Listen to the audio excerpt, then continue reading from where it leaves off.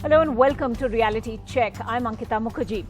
Uttarakhand and Kerala have been battered by heavy rains and floods. Uttarakhand, in fact, has received record-breaking rainfall this week. At least 46 people have died in landslides and floods. And while the Met Department says the worst of the rain may now be over, several towns are still cut off. The Chief Minister, Pushkar Singh Dhami, visited one of the worst-hit areas to take stock of the massive damage across the state, and he said it's going to take time to return to normalcy. बारिश कुछ कम हुई है और उससे स्थितियां हमारी जन सामान्य जो है ठीक होने की ओर है, लेकिन नुकसान अभी भी बहुत हो रखा है। उसको सामान्य होने में भी काफ़ी दिन लगेगा। सड़कें पूरी की पूरी बह गई हैं, भूस्खलन हो गया है, नदियों ने अपना मार्ग बदल दिया है, गांव के गांव जो है उससे प्रभावित हुए हैं, पुल टूट गए हैं, खेतों को किसानों को भी बहुत बड़ी हानि हुई है। उद्योग धंधों में जो है सभी जगह जो है पानी की मार पड़ी है। बरसात और अतिवृष्टि का बहुत नुकसान हुआ है। अभी तक ऑफिशियली हमारे पास 46 लोगों की कैजुअल्टी होने का समाचार मिला है। अभी 11 लोग उसमें अभी मिसिंग हैं, कुछ घायल लोग हैं।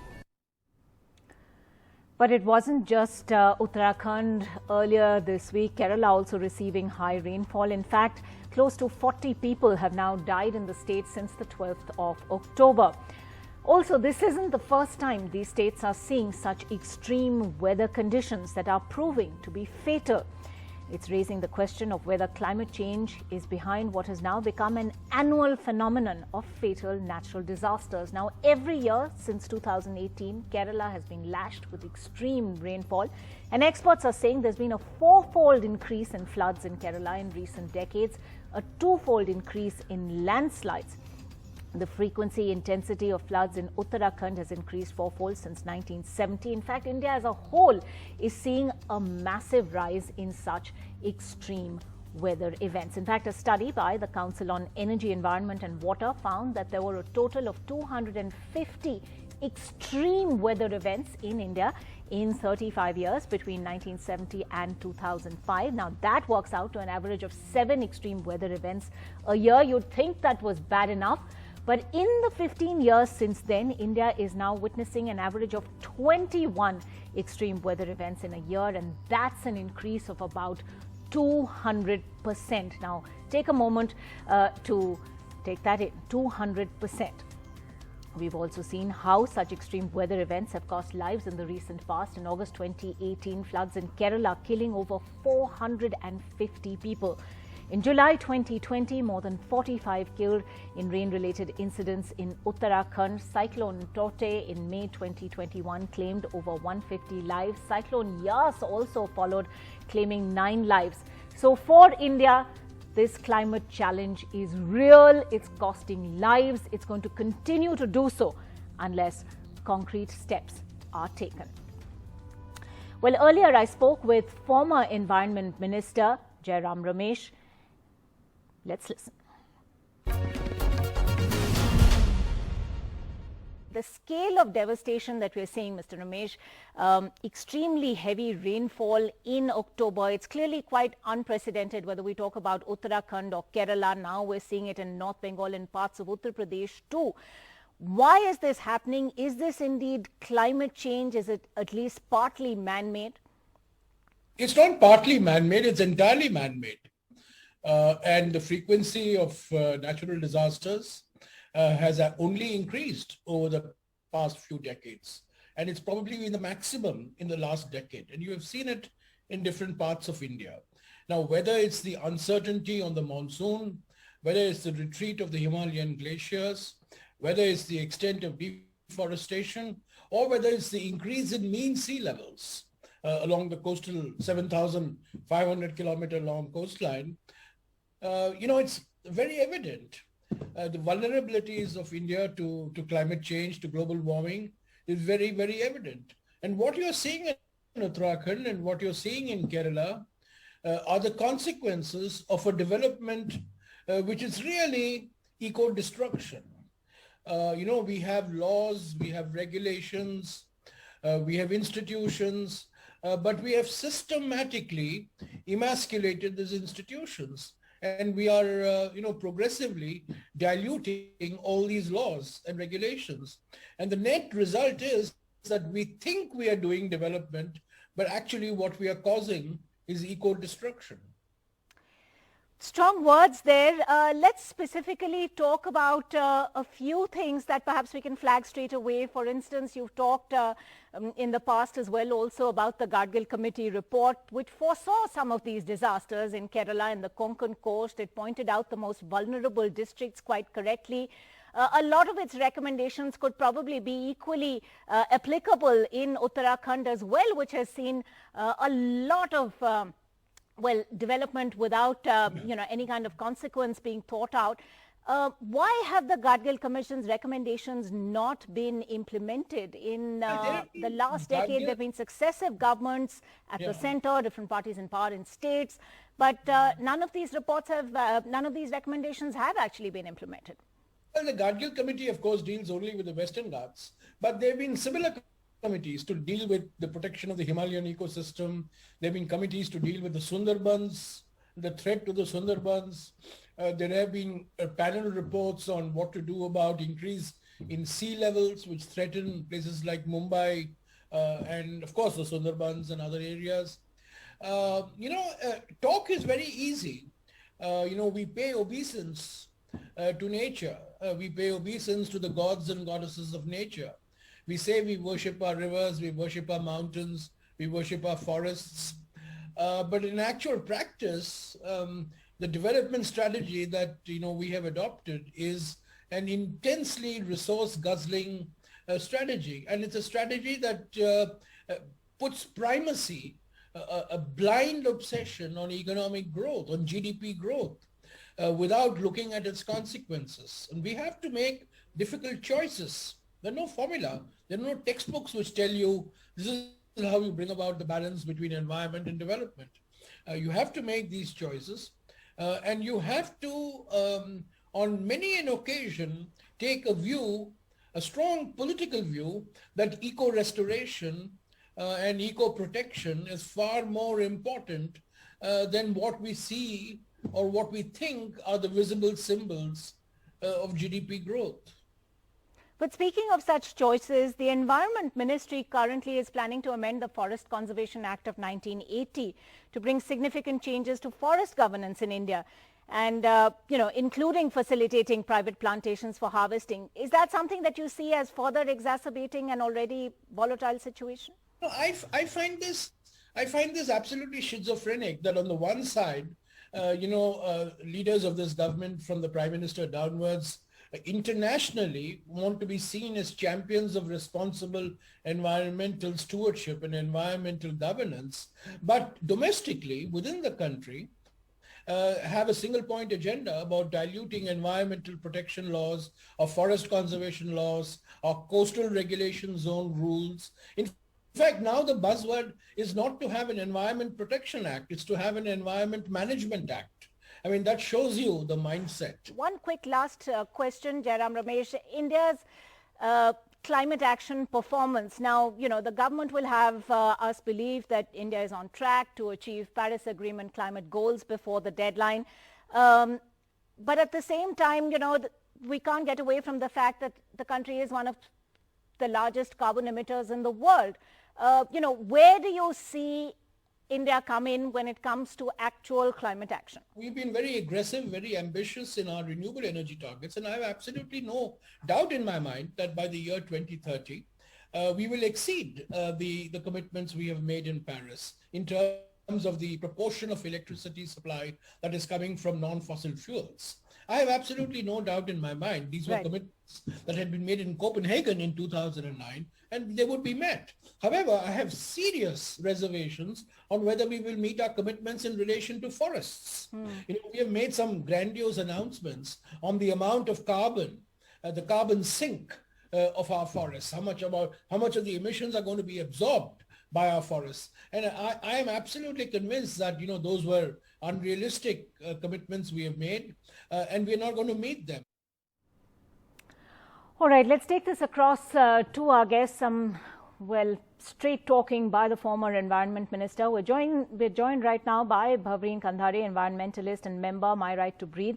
Avinash Mohanty, program lead of Council for Energy, Environment and Water, is also with us. We're also expecting to be joined by Professor Madhav Gargle, ecologist, who wrote that report that talked about the need for large-scale deliberate efforts to protect the Western Ghats, failing which there would be disastrous consequences. We've actually seen that now happen. But Bhavreen Kandhari, do you see India's current environment policy as schizophrenic, as we just heard Jairam Ramesh say, on the one hand paying lip service to our rivers and our mountains, and on the other hand really championing development perhaps without looking at long-term consequences? Yes, Ankita, absolutely. I absolutely agree with Mr. Ramesh, and we've seen that not now for the last so many years, that climate change is just a term, and really a crisis and an emergency now, but we are merely using them as terms and not taking action. EIA, draft was one of the biggest examples. Forest Act. If you see the situation, we'll try and fix our audio to you in just a moment and try and come back to you. But let me bring in Avinash Mohanty in the meantime. Avinash, we're currently witnessing record-breaking rainfall in Uttarakhand. This is really, for as long as records go back, Uttarakhand has seen nothing like this. Now, your research has dealt extensively with extreme weather events and, the staggering increase there's been in extreme weather events in the last couple of decades or so. So tell us a little more about exactly what we're looking at, what we're dealing with. Well, the numbers are quite grim. First of all, good evening. I'm so sorry that in this grim reminder kind of thing, we are discussing about extreme events. As far as the research goes, the empirical evidence goes, and our research suggests that 75% of Indian districts are extreme event hotspot. And what is most surprising is that out of the 75%, 40% of the districts are actually witnessing a swapping trend. And a swapping trend is like your kind of drought-prone areas are becoming flood-prone, and flood-prone areas are becoming drought-prone. And simultaneously, some of these districts are witnessing these events. As you suggested, that there has been a 200% increase, and these numbers are big, right? So what does it mean? That our lives, livelihood, and our infrastructures are currently at a stake. And we need to step up our actions. If we don't step up our actions, then probably we are going to miss the bus.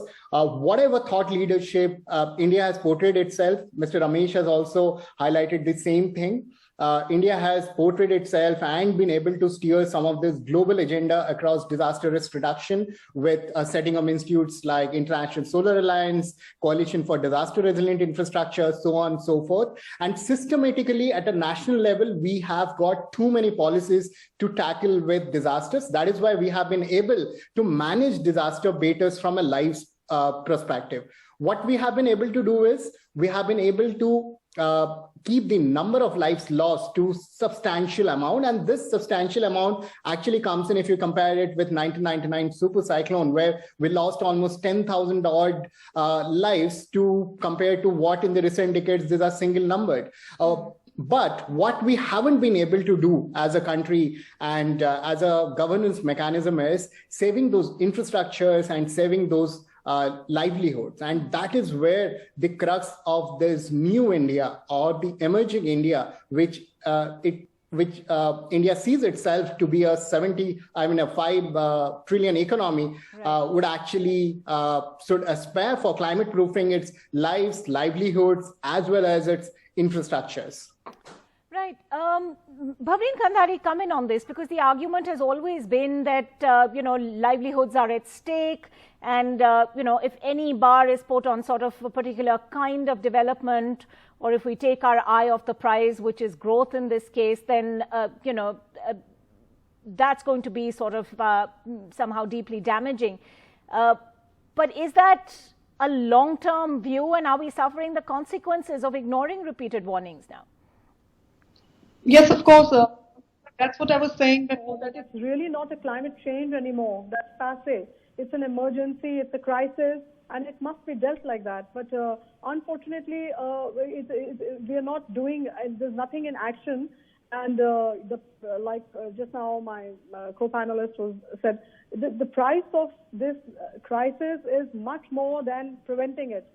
So even if lives don't matter to the politicians, sorry to say that, but the economy should matter to them more.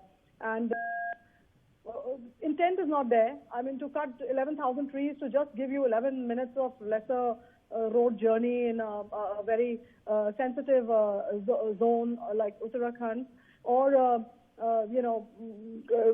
mining, or these various deforestation projects, and you've given some fantastic figures. Now in Uttarakhand, it's 2,900 times more landslides in these last 5 years. It's an exponential, crazy exponential rise.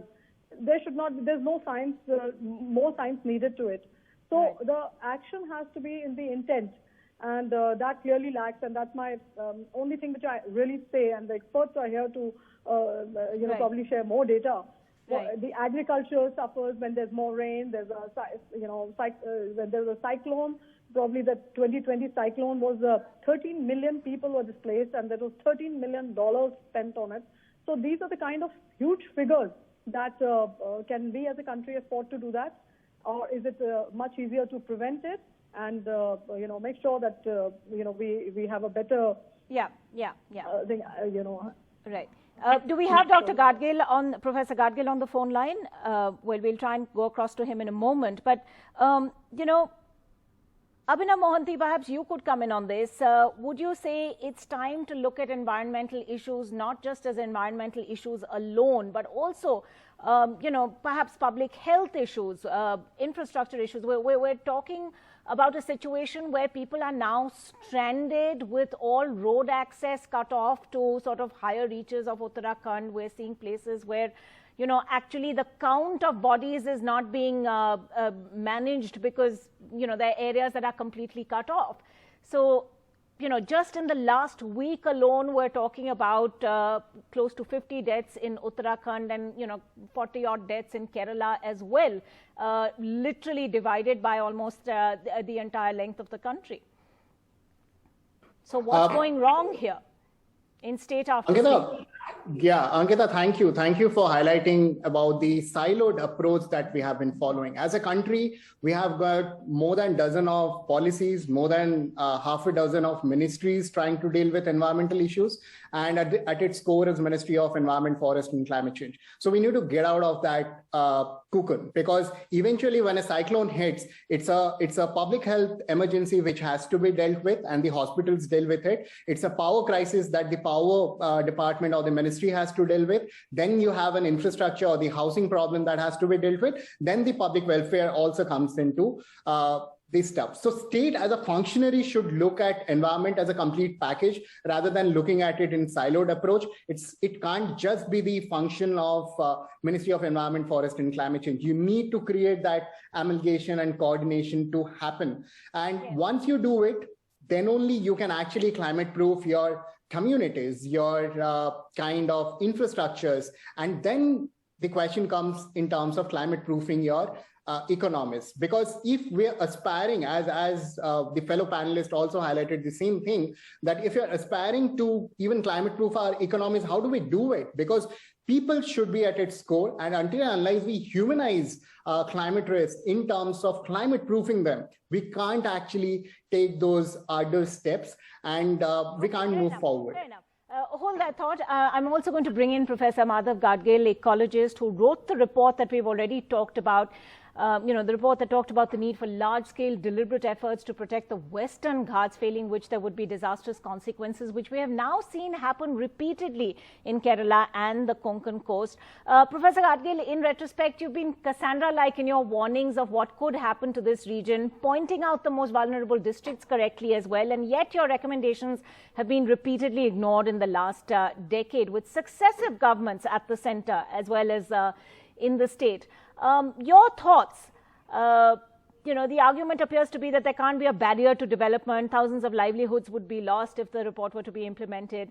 But now we're seeing the consequences of what unchecked development can do. No, I mean, the question is, what is the development because in Kerala, where I have, and in Konkan also, these are the regions where I have direct touch, live touch with the people at the grassroots. The kind of development that is being imposed of them is the development they don't want. You consider the case of Kerala. The rock quarries are destroying lives of literally thousands of people in Kerala. Yet the government is pushing the rock quarries to 50 meters near their habitations. Many people are saying that their walls of their houses are developing fissures. Their children cannot sleep. They have, all sorts of respiratory diseases. There is a whole lot of things that are happening which people don't want. And Kerala is the state which had an advanced level of democratic decentralization. There was a major program of panchayat level planning and people's planning campaign, which was quite successful. Kerala has forgotten all that. Kerala is a place where there was this village Plachibada, which stopped the Coca-Cola plant, which had hurt their people's lives and livelihoods.